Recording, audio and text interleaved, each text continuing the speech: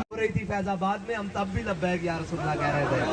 और ये वो इश्क है जो इन बारिशों से बुझने वाला नहीं है। और बाबा जी कहते थे मारो मारो मार मुकाओ मेरा इश्क नशे विच आया।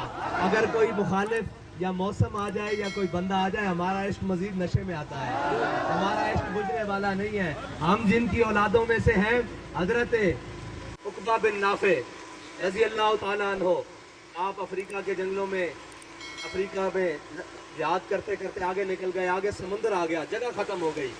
आज हम उनकी नस्लों में से, हम यही कहते हैं कि कश्मीर लेना है तो उसका एक ही तरीका है। बाबा जी ने क्या गौरी बार कटो, अब्दाली बार कटो, सारा कुछ बार कटो तो मेरी व्हीलचेयर रखो अगे तो कश्मीर शाम तक पता हो। असी उन्हां दी औलादा कदी असी उन्हां दी औलादा वां जिन्हां दे अगे जदों जगह खत्म हो जाती सी तो अपने घोड़े समुद्र च पा दिंदे सन।